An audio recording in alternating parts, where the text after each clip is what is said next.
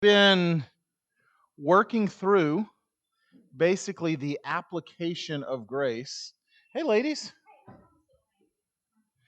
Yeah, just hook it up. So we're just trying to get some circulation going. That's okay. Come sit me by beside me with that Coke, I don't mind the interruption at all.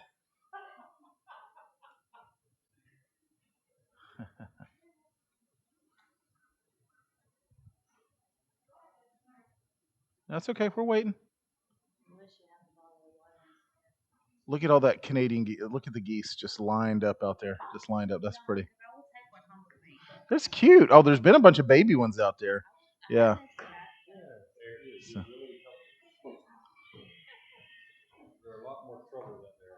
are they? Okay.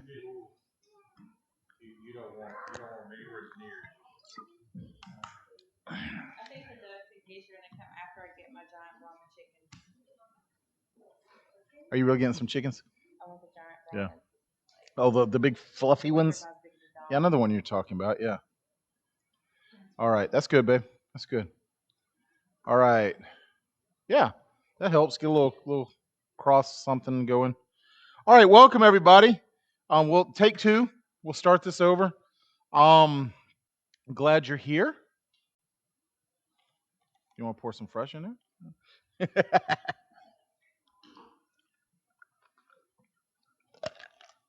There you go. All right. Take three. Glad you're here. Going to jump into Ephesians 6. Um, Basically, we're in a section that's taking all this great theology of Ephesians 1 to 5. You're in Christ. Here's how grace has come into your life. And now it's looking at how do you live it out. It's the pattern of the gospel. Here's what's true. Here's what God has done for you. Here is the incredible difference that grace is to make. Now, where does that show up? Okay. Now, the shift is this. The shift we're heading into is this. You could argue there's two great proving grounds, maybe two great critical battlegrounds for where we live out our faith. Past few weeks, obviously, we've been dealing with the home, husbands and wives, wives and husbands, parents and children. Okay, now we come to the second area, the workplace. We're going to talk tonight about how our Christian faith and how grace shows up and makes a difference at the workplace. Okay, and it can be tough, guys. I really want to encourage you tonight to really speak honestly. Those of you who've come from workplace situations and all that, it can be hard to live out as a Christian. To really live in light of the cross as a Christian. So I want to talk about that in reality tonight. Okay, let's welcome Elaine. Let's dive into this. Ephesians 6, starting in verse 5 now. As bondservants, obey your earthly masters with fear and trembling, with a sincere heart, as you would Christ, not by the way of eye service as people pleasers, but as bondservants of Christ, doing the will of God from the heart, rendering service with a good will as to the Lord and not to man, knowing that whatever good anyone does, this he will receive back from the Lord, whether he is a bondservant or is free. Masters, do the same to them, and stop your threatening, knowing that he who is both their master and yours is in heaven, and that there is no partiality with him. This is what God's word says about our faith in the workplace. Let's open with prayer and then we'll jump into this, okay? Lord, I thank you for this time. I pray that you would prepare us for the work that you have for us. Already in Ephesians, it said that we're saved by grace, and that was for good works that you've prepared for us. And good works isn't limited to the workplace, but it includes that. So, Lord, bring your light, bring your gospel to bear tonight on an area where we often struggle. What does it look like to be a Christian in the marketplace, a Christian in the place of work? Lead us by your grace. Speak to us tonight, we ask. In Jesus' name, amen. Um, our Briarwood guys aren't here tonight. I was going to share a story that originated with Briarwood. I don't know if any of y'all are familiar with the ministry Campus Outreach. Campus Outreach began in the 80s out of Briarwood, basically to start a Christian ministry, discipling ministry onto smaller campuses that places like Crusade and InterVarsity weren't catching. Okay, the Crusade's gone to Alabama and Auburn and Michigan and wherever, Ohio State, but smaller campuses. Campus Outreach started as a discipleship ministry, and one of the things that they quickly became known for, every summer they would do a beach project down in Panama City. That was an opportunity for discipleship training and evangelism training and all that. I had the opportunity to be a part of one of those beach projects mid 90s, early 90s, excuse me, early 90s. And the idea is you went and you lived down there with, 150 college students. Everybody's got a job through the summer, and then you spend the evenings doing discipleship training. You spend the weekends doing evangelism on the beach. It was not the worst place to hang out for the summer. Let's be honest, okay? But again, part of what was required while you're down there doing evangelism stuff, it was sort of cool. You got to hang out all summer, and I'd meet people on the beach. And actually, one of the best ways to sort of get a conversation going for the gospel is you talk to people and say, "Well, hey, how long you down for here for?" And usually it's, "Well, I'm here for 3, 4, 5 days, something like that." They say, "How long you down here?" "Man, I'm down here all summer." "Oh man, that must be cool." "Yeah, and I'm down here with about 100 college students." "Oh man, what a party!" All that. And then you sort of start talking about what you're about and all that. So it was a great way to spend the summer. But again, like I said, to do that, everybody was required to have a job. It costs money to have 100 college students down on the beach for the summer. So everybody was required to have a job. I got the dream job. I went to one of the hotels, and when they heard who I was down there with, they said, "Man, we're trying to increase our connection with like Christian youth groups and student groups and all that." So they were going to hire me to be the liaison between them and their conference coordinator. Okay. Um, it was great. All my other buddies were working landscape jobs, and think Panama City in the summer, with getting up at 6 a.m., going and working and putting in plants and all that. I was going to be wearing a tie to work. It was a great air conditioned, white collar job. I had the best job on the project until the first day I showed up to work, and my manager there said, "Well, oops. When I offered you the job, I actually forgot to make sure that I had budget approval for this, and I don't. So as much as I'd like to hire you, I can't pay you." I'm like, "Well, I sort of like to be paid." So I suddenly found myself about a week after everybody else, 100 college students had fanned out to find jobs. Now I'm without a job. So I had to go get a job, and I found one across. If familiar with Panama City or not, it used to go across Hathaway Bridge, and right there to the right of Hathaway Bridge, it's not still there anymore, but was a Burger King. And I got a job at the Burger King there, basically asking people all week, all summer long, if they wanted fries with their Whopper. That was my job. Okay. Not a bad job, actually, except my attitude was lousy. I spent all summer thinking about the job I could have had. And don't get me wrong, we had some fun with it and all that, and I worked and I showed up and all that. But I was one of those guys that like showed up at the about a minute after it was time to clock in, clocked out a minute beforehand. I was there doing. You work in fast food. Have you ever had an employee? Is this hitting close to home? Okay, I was the guy. I was doing my job, but I was doing the letter of the law to the minimum, whatever it took, with nothing extra. You know what I'm saying? Had a lousy, lousy attitude. Now I still did it. Still got my paycheck. Made it through. Had a great summer overall, but I was probably the worst employee at Burger King that summer. To the point that at the end of the summer, when it came time to, sort of transition process out, we're wrapping up, got to go back home, got to go back to school, that kind of thing.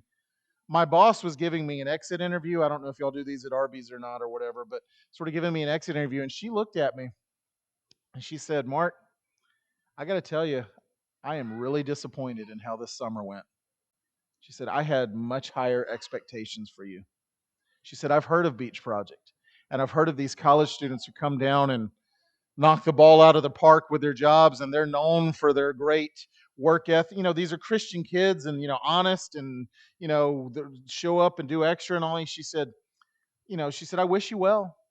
But she said, I'm really disappointed in who you were this summer. And that has hung with me ever since. I have no idea where she is or who but I wish I could find that manager and just say, I am so, so sorry. Now, again, I didn't do anything wrong. I wasn't like selling a Whopper and putting $5 here and $5 in my pocket or something like that. That'd be an expensive Whopper, I guess. But you know what I mean. I wasn't stealing from the till. I wasn't taking advantage of anything. I did my job. But she also knew that I did not do my job with the witness. And by the way, she was not a believer. Okay. It wasn't like she was saying as a Christian to another Christian. She was just saying that as a manager of Burger King, she thought a Christian would show up and do a lot better. And I've been very aware, that's been 30 years ago. But I've been very aware that I not only missed an opportunity to be a witness. Here I was being trained to be an evangelist on the beach. And right there in front of me was an opportunity for witness that I not only missed, but was actually a bad witness. I guarantee if you'd walked up to her and said, "Hey, what are Christians like?" she would have said, "Not very much if that guy's an indication." Okay? Now, I'm telling you about how I blew it. But what I want to point us to positively is that Christians are called to have an incredible work ethic. Why? Why should Christians be the best workers? Even without this text. I don't even want to get into the text yet, but why should Christians be the best workers, the best employees, the best ones on the job? To honor God. Keep coming. I'm not looking for one magic bullet thing here. Certainly, in all things we do, we should do to the glory of God, right? Okay. Why else?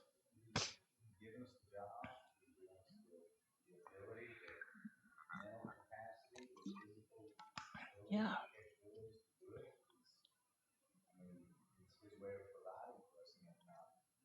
That connection that Jacob's talking about, that we see what God has provided. Even guys, we more than anybody else should know what a job is about and what it's for. You know, Catherine, you're working a summer job this summer. You're working at a restaurant too. I don't mean to put you on the spot, but a job is about more than just earning a paycheck, guys. We know that it is literally a chance to honor God. Just like we've been talking about in marriages and stuff, that the way husbands you treat your wives is a chance to reflect Christ. Wives, the way you relate to your husbands, the way that we all relate to our children and children to their parents. It's a chance to interact with the gospel for the sake of reflecting Christ. Paul's continuing the same thought here. Christians have actually, especially post-Reformation, have had a high view of what's called the theology of work. Okay?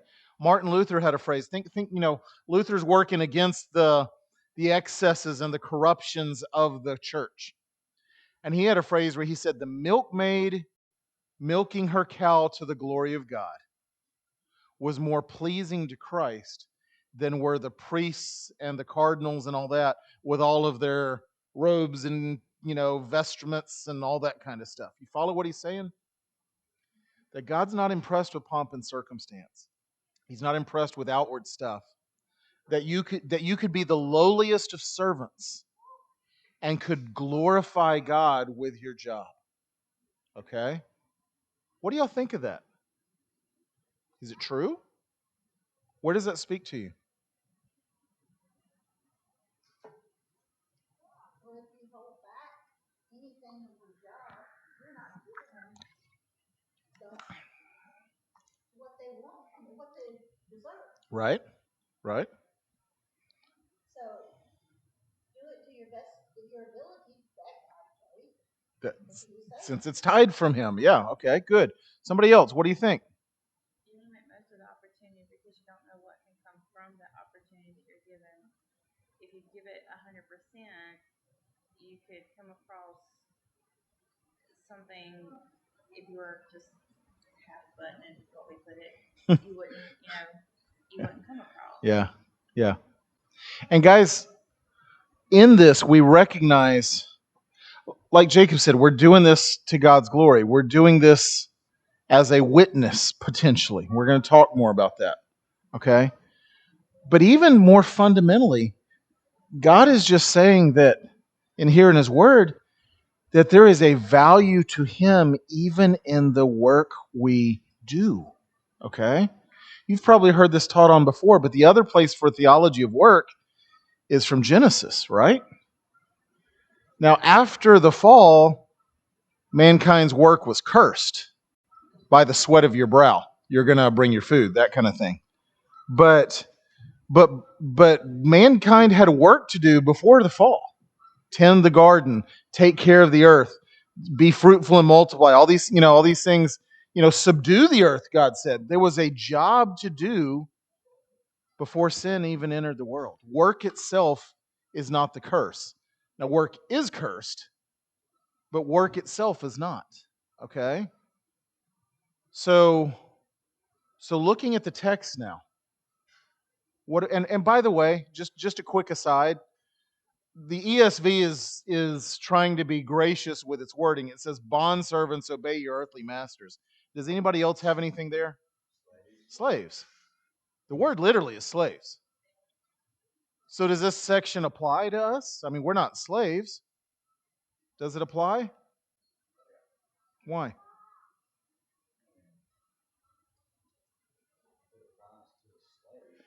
Yeah. That's called from the greater to the lesser, right? If it can apply in the greater situation of a slave doing it, sure should apply to us.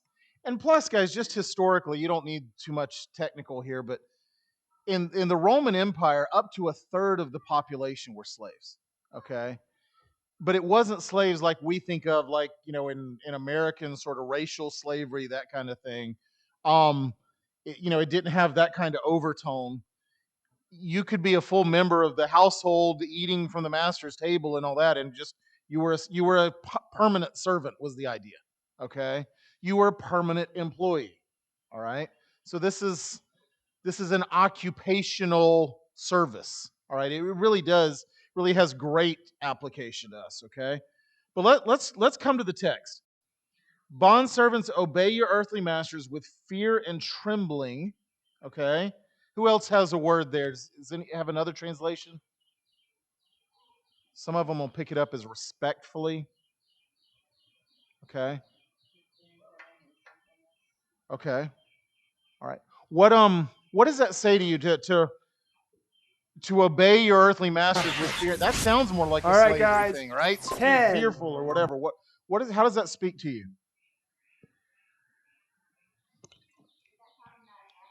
Yeah, yeah. Attitude. So does that mean that when if I'm going to work at Arby's, that I have to show, man, Tiffany's there and she's my manager, I got to show up fearful and trembling before Tiffany? Is that what it means? No. What's it saying?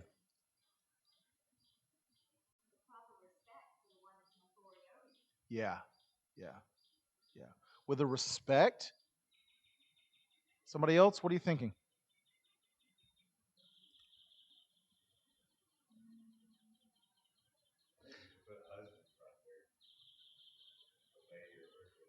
Yeah. Well, I know you're saying it tongue in cheek, but it's actually the same sense. How are wives to respond to their husbands? Remember, husbands are to give themselves for their wives as Christ gave the church. Look back at those verses. It says, "Husbands, serve your wives," and wives, what?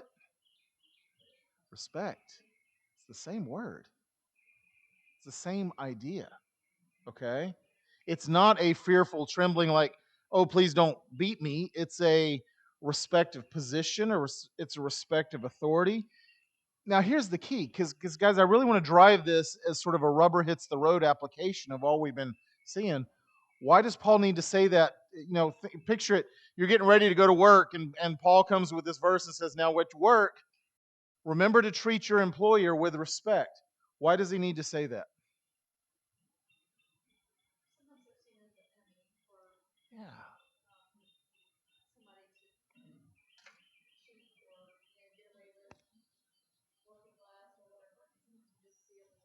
Yeah, yeah. It's us versus them, right? I'm working for the man, right? The oppressor. Yeah. Okay. Keep running with that. What do you think? What's Paul speaking to? What I'm hearing is he's saying respect them because at one time they could have been in the same spot that you were at. Yeah. They brought themselves up, giving you the opportunity. Well, and he goes on to say God's not a respecter of positions and all that. You're equal before God, which is a reminder to the master, but it's also a reminder to the servant, right? To the employee. Okay. Let me bring in Darren. You set it up perfectly. 1 Timothy 6, verse 1 says this: "Let all who are under a yoke as bondservants," again, same wording, "regard their masters as worthy of all honor, so that the name of God and the teaching may not be reviled." Now, remember what we said in talking about wives and all that. Wives, are your husbands always worthy of honor? Please don't answer that too quickly. But is it about what he's worth or what he deserves? What's it getting at? Your calling. We're going to see in Romans 12, passage where Paul says, submit to all authority because no authority is given except what? From God. You may have a lousy boss. When all the other employees are sitting around in the break room talking about what an idiot your boss is, it's amazing how many bosses are idiots, right? Okay. When everybody else is sitting around talking about, God, can you believe he did this? We're called to treat them with honor, whether they deserve it or not, because there is no authority except what God has put into place. A new Okay. camera focus calibration application, which is coming out soon. Yes. Extension of the same principle that was given back in the Old Testament when the Israelites became slaves. Yeah. They went into Babylon. Okay. Yeah. What were they instructed to do? At the beginning of Jeremiah 29 there, do you remember what he says? Run with it. So he was saying, build up, the folks around you, be a blessing within the community that you're living. Yeah. Work so as that your employer is blessed by you being. That's what I failed in. Again, guys, nowhere in that summer did I look at my boss and cuss her out or anything like that. I did what I was supposed to, but I was not a blessing to her. I wasn't overtly disrespectful, but I didn't honor her position with my attitude. Okay? And notice it goes on to say, bondservants, obey your earthly masters with fear and trembling, with a sincere heart. What do you think about that? Okay. Okay. What does it mean then to have an attitude of sincerity? Okay. So if it's saying respect them sincerely, what is that saying? Okay. Don't just do it to get Yeah. praise. Yeah. Do it. Have you ever seen a gym class do push-ups? How does a gym class do push-ups? Why? When the coach is walking down here, man, everybody's doing push-ups, right? What's the other side doing? Right. Are they sincerely doing push-ups? So what's Paul getting at here? Respect them whether they're around or not, whether they're hearing you or not. It's easy to go to your boss and say, yes, sir, yes, ma'am. Oh, you're so smart. You're so wise. By the way, can we talk about a pay raise or whatever, And then when they turn their back, and again, everybody's gathered in the break room or whatever, man, have you ever seen a bigger idiot? Can't believe, they did that, Respect them with sincerity. And guys, the idea that governs this whole, again, ultimately, why are we sincere? The point, it's not that they deserve it. That's not the point.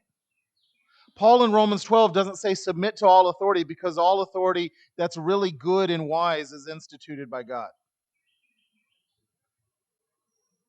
Obey and work to the glory of God when your boss makes it easy to do.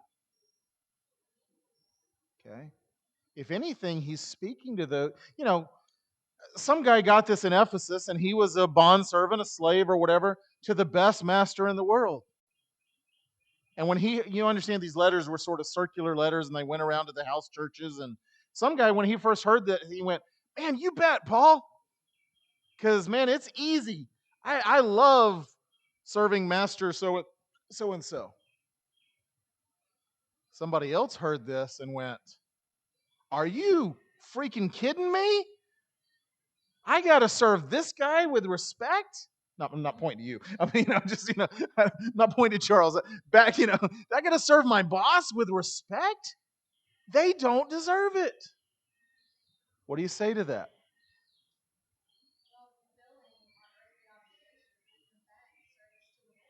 Yes. It's the idea that governs this whole thing, right? Look at in verse, let's see, 6. Not as eye service or as people pleasers. In other words, not just sort of showing up and yes sir, yes ma'am, being bootlickers, that kind of thing, But he goes on, he says, but as bondservants of Christ. Verse 7, he says, rendering a service with a good will as to the Lord. Verse 8, whether knowing that you'll receive back from the Lord. This is your relationship to the Lord that's in picture here, right? So what are you thinking so far? I thought of 1 Peter chapter 2, verses 13. Be subject for the Lord's sake to every human institution, whether it be the emperor as supreme or to governors as sent by him to punish those who do evil and to praise those who do good. For this is the will of God, that by doing so you should put aside slavery and self-rule people. Yeah. Live as people who are free, not using your freedom as a cover-up for evil, but living as servants of God. Honor everyone, love the brotherhood, fear God, and honor the emperor. Ooh, did you hear that last part? Honor, because he's so good and godly, right?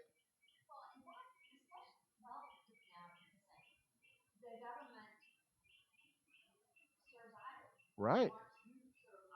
Yeah. And yet we don't obey them to the point of forsaking the gospel, but we honor them. Keep going. I cut you off. Keep going. Servants, be subject to your masters with all respect, not only to the good and gentle, but also to the unjust. Yes. For this is a gracious thing. When mindful of God, one endures sorrowfully while suffering unjustly. What credit is it if when you sin, Hey, Jim. are beaten for it, you endure? But if when you do good and suffer for it, you endure, this is a gracious thing in the sight of God. Yes. Do you hear how transformative? Jim, we're in Ephesians 6 looking at how we're to work for masters and stuff, okay? Do you hear how transformative the gospel is supposed to be? Guys, when Paul says in these verses here, and in what Jacob just read from, was that, you said 1 Peter? Yeah, that's what I thought. When Paul says this, surely he doesn't mean it, right? It's just hyperbole. You're not really working for God, right? God doesn't sign your paycheck. Who are you really working for? The idea is, Jim, how long did you work for a Southern Company? According to Scripture, you worked for God for 43 years. Okay. Okay, all right, yeah.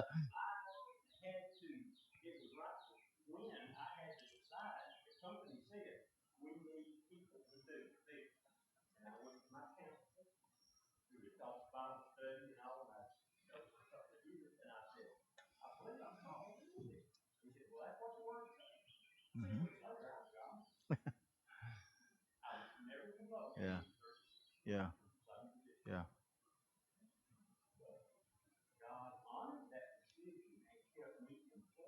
yeah.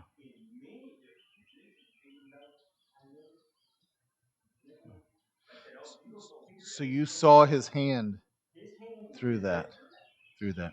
And guys, that awareness is what's meant to transform even the mundane. When when my son, three of my kids are home this summer. Fourth one is away working at a job. And before he left, one of the things I told him, I said, Caleb, I said, make it your aim to be the chief servant of the group. It's natural. He's working with a bunch of college students. It's natural to we sort of click up and who's in charge and whatever. I said, you be the chief servant. I said, if there's something needs to be mopped, grab the mop and mop it. Don't wait to see who's going, and guys, this idea of the gospel coming into this, it transforms. Think about what I said at the beginning, quoting Luther, that a milkmaid could milk her cow to the glory of God. Is that true? Anybody ever milked a cow before? Is it glorious, Jim? Especially early in the morning, cold, whatever. It's got to be, But you can milk your cow to the lowest job is the point, okay? Guys, it's meant to transform. Let me read you a quote, and then I want you to engage with it. John Stott wrote this. This is absolutely him, not me. He says, it is possible for the housewife to cook a meal as if Jesus Christ were going to eat it, or to spring clean the house as if Jesus Christ were to be the honored guest. It is possible for teachers to educate children, for doctors to treat patients, for businessmen to help clients, for shop clerks to serve customers, for accountants to audit books, and secretaries to type letters, as if in each case they were serving Jesus Christ. Two questions. Is that true? And if it is, I'm assuming no one's going to object, If it is, what difference would that make if we as Christians really lived that way?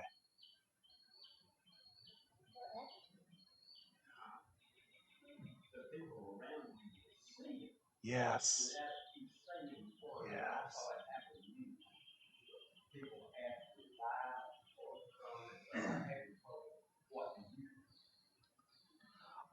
You talk about wanting to impact this world. And guys, I'm not even talking about showing up and leaving copy of the four spiritual laws by the coffee pot in the break room. I'm not talking about that. You talk about wanting to impact this world. You talk about wanting to be a witness.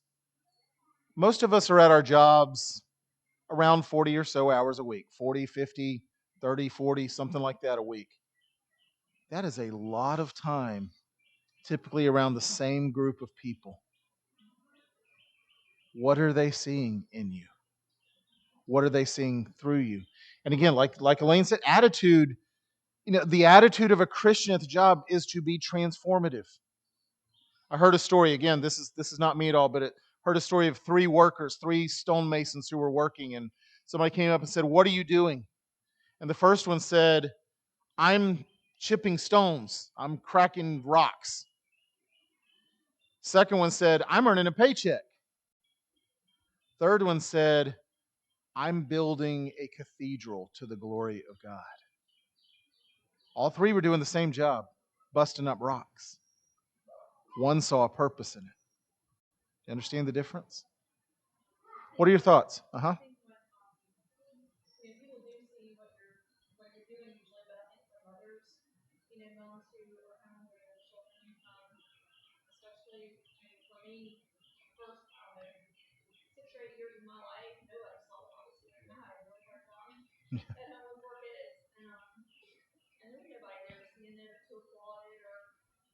anything for me or what I did or didn't do right, but I mean, is this idea of doing it as unto the Lord, changing your diaper to the Lord, like I had to really hang on to that and grasp that because it's the only thing that would get me through some days because it was just such a mundane, thankless.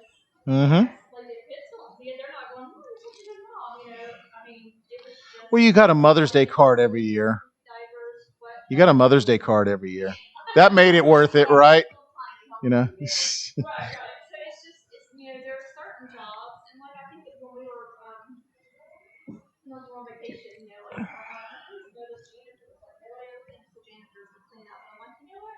Fine, let them tell them thank you. You're right. Nobody thinks of that. That's an important job, but there's some jobs like motherhood that there's no one watching to see you doing it to God's glory. But I think you have to know it in your own heart that I'm going to change this kid's diaper for the 20th time today to the glory of God and do it well. And it's like it matters. And because we're grown now, and I'm looking, I think all those little choices I made to honor God. It does. I see the fruit of it. It does add up. Yes. Not perfect if you do honor God, but you do see the fruit of it, and even when truly no one is looking. I think that's still the you want to see the fruit of it later, but you may not. You may not. That's right. And so that's really difficult. Does this even matter? Yeah, exactly. And I wonder if in some ways that isn't the harder. I'm not want to diminish anybody at all who's ever had to sort of take that stand for Christ or whatever, but we sort of picture, your employer comes and, do you believe in Christ or not? If you do, then you're fired, and what would you do in that moment of testing? And I'm not diminishing that at all. I'm not, I promise. But I wonder if that long, I'm quoting somebody else's phrase, but that long obedience in the same direction, that day after day, like y'all both, when nobody else sees, when you could have the worst attitude and it wouldn't really in there make a difference, or or having a great attitude doesn't make it any better, but we're still called to something that is more transcendent, right? What about the boss that senses that you're putting in extra effort and so forth, and is probably not a Christian or whatever, and decides to take advantage of that? Ooh, and that can happen. That happens. This guy's will do whatever I tell him. Yeah. Yeah. Hey, this is a good cow I can milk here. And so That's the reverse of what Luther was talking about. it is a thankless job or whatever. But I mean, if you are in that kind of a position, you're literally being taken advantage of. Yeah. They're expecting more out of you because you will do more. That's just as trying. What is a Christian to do when someone's taking advantage of us? It's hard, right? We came from church several years ago, the Reformed church. We'll not repeat for a long time, but that was really hard for them. They were afraid of being taken advantage of, so they missed opportunities to minister to people in the community because they were afraid of being taken advantage of. Wow. It's interesting how that can create a contagious atmosphere. Guys, I think verse 7 is our answer to what Charles is bringing up in this, where he says, rendering service with a good will, or we might say pleasantly, as to the Lord and not to man. Somebody comes and says, well, I'm going to take advantage of you. What are you going to do now? Well, who are you ultimately serving? I could add. Uh-huh. I just read this verse, but the one right after it says, but if when you do good and suffer for it, you endure, this is a gracious thing in the sight of God. For to do this you have been called, because Christ also suffered for you, leaving you an example, so that you might follow his steps. To be a Christian and to suffer or to be taken advantage of are really part and parcel of the same path, right? It was the path of our Savior. Should it not be ours? Jesus said, if they hated me, they'll hate you. Yeah, there will be people who, oh, you're a Christian? I'm going to push you more and more and more, okay? And will we respond with concern for our rights, just like everybody else does? Or will we respond with a pleasantness that's being, and guys, even, you're bringing in when somebody's mistreating you or something. But again, there is just in that daily long service of being a mom or an employee or whatever, there is that, will we bring a pleasantness to the task? Stephanie shared a minute ago a story, and what I'm about to share isn't directly work related. But I shared at the beginning a story of where I blew it at work. I'm going to share another story of where I blew it. Stephanie shared a story of her being a conscientious mom. I'm going to share a story where I blew it as a dad. When our three, this is before David, so the kids were less than 2. We were driving somewhere in our minivan that you have to get when you have kids, because everybody's got to have a minivan when you have kids, kind of thing. One of these days they're going to make those cool. They haven't yet, but we're driving somewhere in our minivan, and we came to a 4-way stop where I stopped and started to go, and somebody came flying, literally just flew right in front of us through the 4-way stop. I slammed on brakes. You're just coming out from a stop sign, so you're not going that fast, but it's amazing how much inertia. So, the crayons go flying everywhere and all that. And he goes roaring through the intersection. And I was actually very proud of myself because I didn't overreact. I didn't say anything, but in that moment of silence after slamming on brakes, a voice came from this. Catherine knows where this is going. She's heard this story. A voice came from the back of the minivan where the kids were.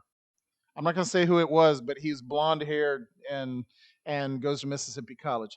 But it was one of my sons from the back. And we heard, and again, they're less than 2. We heard, idiot.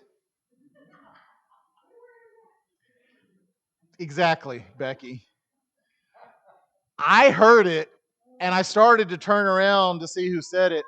And out of the corner of my eye, sitting to my right, I'm turning this way and I see Stephanie. She wasn't smiling like she is right now. What do you think she was doing? Burrowing a hole in me, because where do you think those toddlers heard that word? Now, in my defense, it's amazing how all the idiots come out when I'm driving, okay?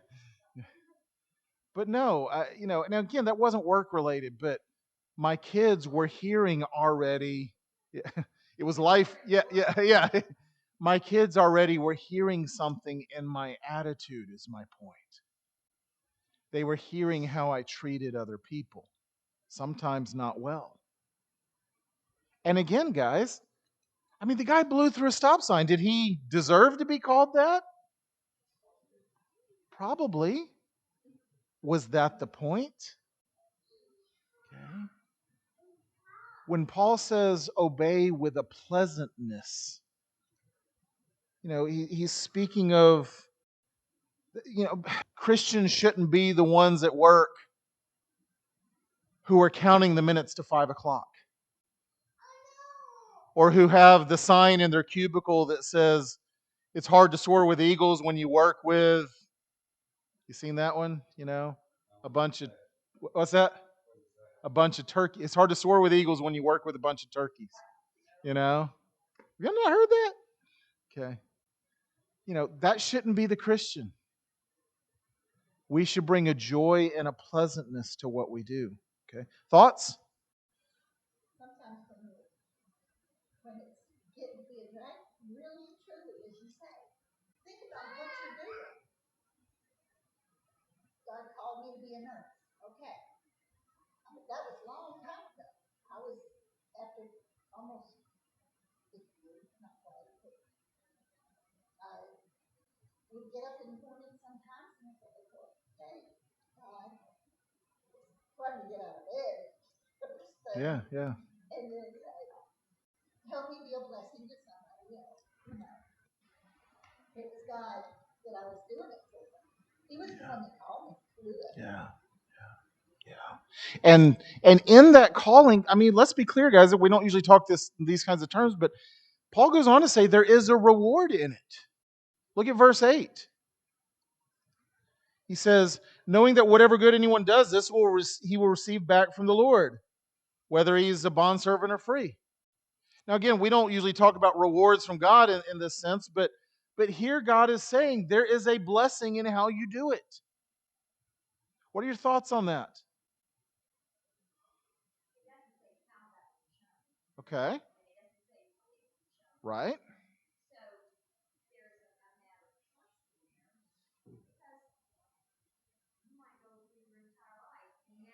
You might not see it this side of heaven. Okay. Yeah. It might be a deferred blessing. Or it might not. I wish John Spencer was here because he quotes this all the time. Remember Eric Liddell in Chariots of Fire?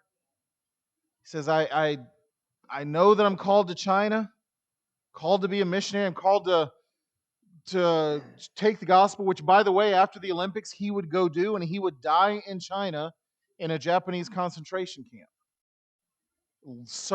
Gave up a chance to be freed so that he could stay and continue to serve the people there, and died there. He says, I know I'm called to that, but he says, but God has also made me fast.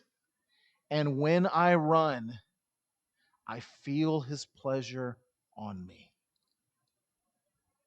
You know, and I don't know how much you remember that movie, but remember when it showed the guy running, the guy who played Eric Liddell, he'd always run, like this, That's true. There's footage. Liddell ran like that. It's totally unorthodox. Blew everybody away with it, but he ran.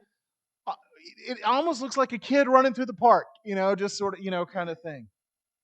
Because he enjoyed it. And guys, as Christians, we don't have to be the ones who go around everywhere sucking green persimmons. Do y'all get that reference? That's showing a little my country boy side on that, okay? We don't have to be the dour people everywhere we go. The ones who only talk about serious things that are of God or whatever, We can be joyful. We can be happy. We, more than others, have the reason for joy, right? How do you begin to view success? What that really does mean. Yeah. I mean, and in God's providence, He sets our boundaries, places us where we are, and puts those over us that are over us, and so on and so forth. Yeah. And we start to, myself especially, not being so focused on an earthly success. Yeah. As so much as an eternal success. Yeah. Making a difference. Guys, right there. Let's run with that. Because let's be honest, y'all have opportunities that I don't have. I have the privilege to stand up and proclaim the word. My job, look, Monday mornings are still Monday mornings, okay? No matter your job, Monday mornings are still tough.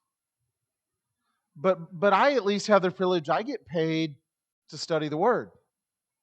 I literally get paid to do Bible studies, okay? It's not too shabby, okay? But y'all can take the gospel in places that I can't go, okay? Into your offices, your places of business, your schools, places that others aren't allowed to go. You and like we said a minute ago, if I say the name Martin Burnham, does anybody know who that is? I'm totally shooting from the hip here, but Martin Burnham, you heard about him. A few years ago, he was a missionary with New Tribe Missionaries in the Philippines, and he was taken captive by some of the communist rebels in the Philippines. And he was held captive for over a year.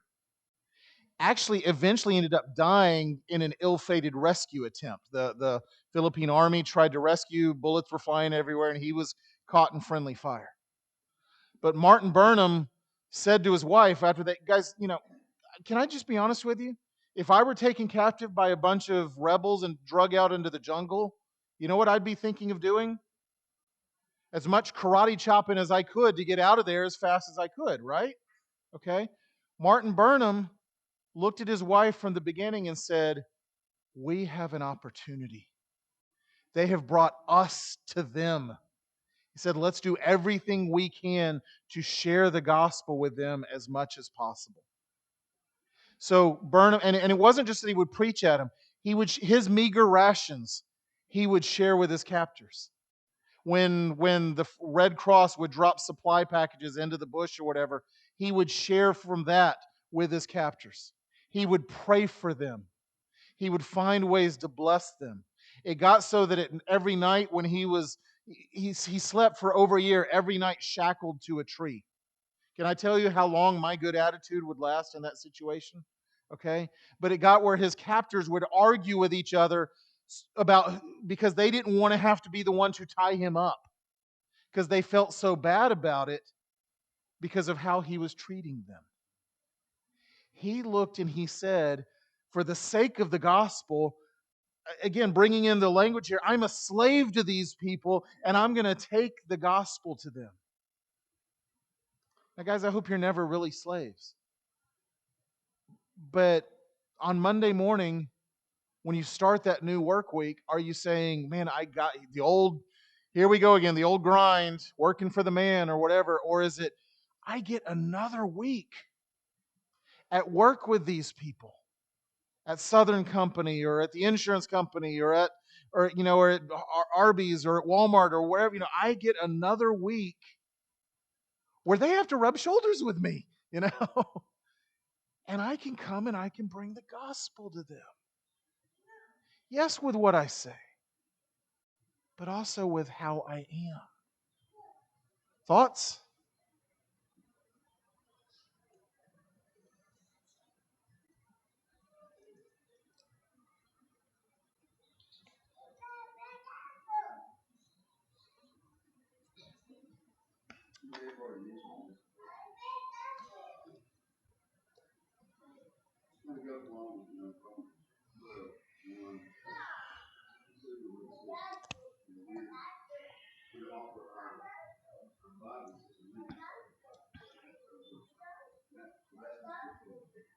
Mm-hmm.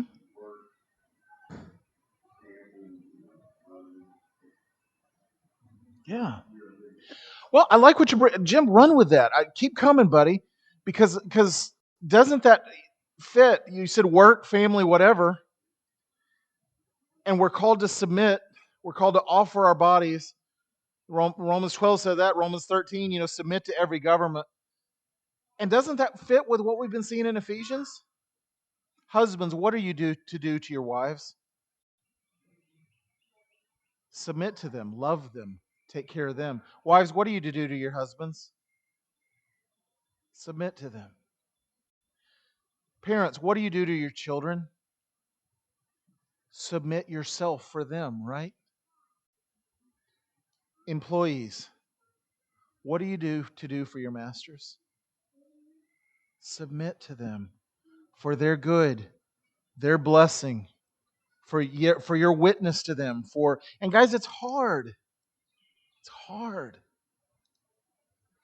One of my children, this one will remain anonymous, but one of my children, he and I have struggled for years because he struggles to submit to authority that he doesn't agree with. And he's so logical and he's so well reasoned that he can always find a reason why he shouldn't have to obey. See where I'm going with this? Well, Dad, I know that's the rule, but here's the exception, and I found the loophole, and he struggles to obey with that. Now, on the one hand, can I just tell you how much that kicks my tail? Have you ever seen your own sins show up in your kids' lives? And I'm looking at him and I see myself so much in that. But Stephanie and I have worked with him for years because the whole point of obedience, right, is when's it hard?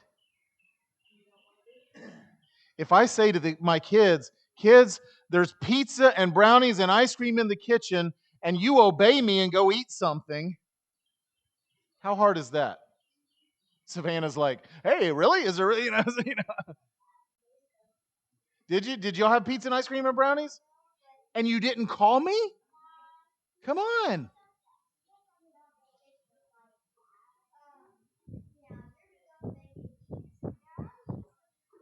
You have to go do it, right?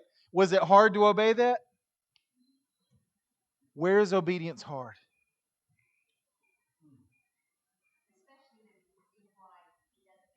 Oh yeah, when you know what? Here's the thing, guys. Said at the beginning, when don't call your boss an idiot. Here's the thing. Your boss may be an idiot. You may know better. You may have a better way of doing it. What does God say here? Submit to them, because ultimately you're submitting to Him. It is not ultimately Walmart or Arby's or Southern Company or whoever that you're working for. You are ultimately working for Him. And what we do there can resonate for eternity. Yes, in our witness, and we should be aware, do all things for God's glory and to be a witness to those around us. But here's the thing, guys, even if you never get to overtly talk to somebody about Christ at your job, what this passage is saying is there is a high calling in your work for God's glory and God's pleasure simply in the doing of it. Your work matters to God. Tied into your C.S. Lewis quote, we're made for this world, Yeah. and everything that we're doing Yeah. has to do with the world we were made for. Yeah. We are laying up deposits for a world yet to come, right? And guys, we as Christians should see that more than others, and it should shine as a difference from us. Burger King should have been glad that I was there that summer instead of being frustrated. Do better than my failure, okay? Comments or questions? We're sort of out of time. Anything here at the end? Just reverting back to earlier in the book, it says consider others to be more important than yourself. Yes. Yes. Following the same Yes. logic. Yeah. Rubric. Yeah. It's all about. Came from the law, which is love your neighbor as yourself. So the way to link it to that, Jesus says you love God with all your heart, soul, mind, and strength, and then go love your neighbor. It's an expression of our love for God, guys. Okay? All right. Uh-huh.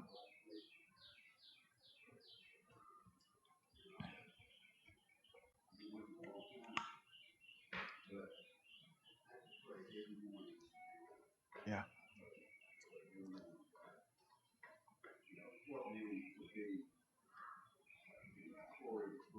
Yeah.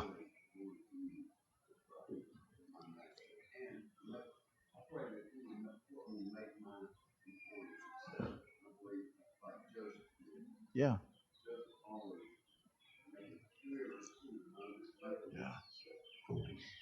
And I appreciate you bringing out that practical side, Jim. We can't do it in ourselves. Guys, none of this is ever meant like, okay, now you go do it. It says the gospel changes our hearts. And yeah, remember, pray it every day. Because Mondays are tough. And so are Tuesdays and Wednesdays and Thursdays and sometimes even Fridays. They're tough. Pray it every day. Thank you, Jim. So, uh-huh.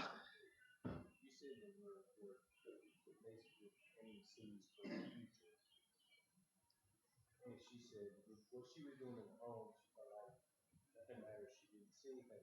You're planting the seeds right there, right there. Kids see everything. Oh, yeah. Everything.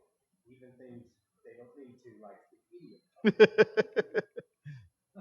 the future. You're planting those seeds. You're cultivating that crop. Yeah. You have to lead by example. Yeah. Lord knows I fail. I hear you, buddy. Every day I fail. But I'm going to get up there today. I'm going to take my book and I'm going to buy it. I'm going to push it as hard as I can Mm-hmm. because those seeds are planted. Their eyes are watching my Oh, yeah. every move. And I can't afford to let them see me fail too hard. Yeah. Never underestimate how they're watching you and how what you're doing will resonate long term. Yeah. Thank you, Darren, for sharing that. Attitude is faster than an action. Mm-hmm. Yep, very much. Yeah. Yeah. Yeah. Yeah. And guys, in this, it doesn't mean that we always have to be sort of whistling while we're working, right? We're not little dwarves. Sometimes work is hard. Okay, it's okay to admit that.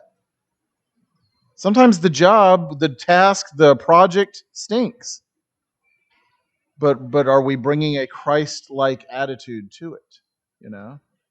So, yeah, servant's heart, servant's mind. Good stuff. Okay. Guys, let me tell you where we're going from here. We're into Ephesians 6 now. We're fully into it.